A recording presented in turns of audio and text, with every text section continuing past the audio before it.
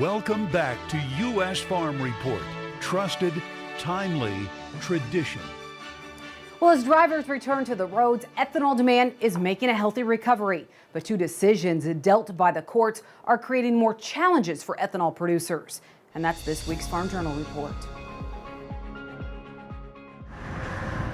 As Americans hit the road, we are experiencing significant recovery. The Energy Information Administration says gasoline demand hit a new record just before the July 4th holiday. Ultimately, we need drivers to return to the road. And you see that with fuel demand. You see that with ethanol demand. That's a big part of it. But as gasoline demand makes history, it really was unexpected. Both decisions were unexpected. Two court decisions put ethanol's optimism on a detour last month. Unfortunately, in both of these cases, the courts came down with opinions that we wholeheartedly disagree with. We're not going to let these court decisions deter us from our long-term vision of expanding the ethanol marketplace.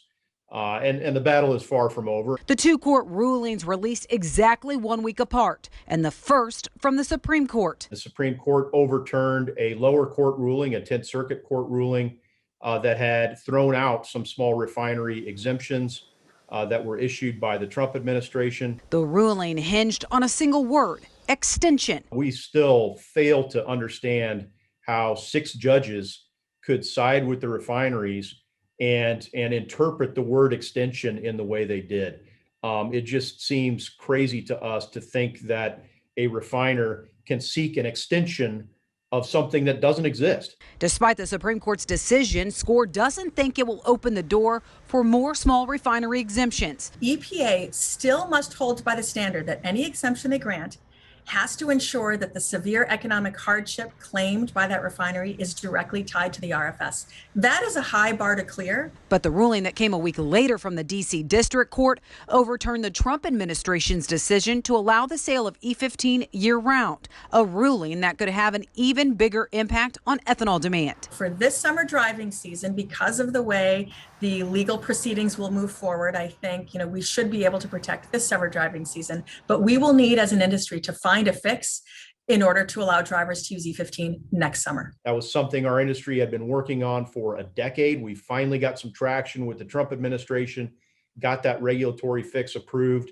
As renewable fuels groups work to repair a victory that took a decade to achieve, they know there's no easy fix. We're going to have to work that much harder and put that much more blood, sweat, and tears into expanding the market for E15. RFA says this is the third summer that E15 sales had the green light. Last summer, more than 2,100 stations offered E15. A decade ago, that number was 0. We had several hundred more stations in the hopper ready to go, and had some big retail chains kind of, in wait and see mode on the sidelines. As biofuels groups fight the recent ruling, they say the ball heads back to the political court. And so that is where we're going to be focused on in terms of engaging the administration, Congress, the agencies, and of course we will exhaust what kind of appeals process we may have with the courts as well. As the Biden administration's focus on electric vehicles isn't stopping renewable energy from making its case. If you're talking about jobs in rural America, if you are talking about clean energy, we are the solution.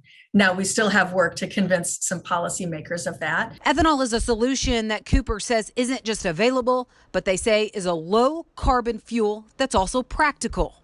There seems to be a growing recognition that, there's no way we're going to be able to electrify 270 million cars and vans and pickups and SUVs overnight in this country. That's just not going to happen, and the infrastructure isn't there to support it. Finding support for ethanol while wading through the setbacks dealt by the courts. But we're viewing them as temporary setbacks.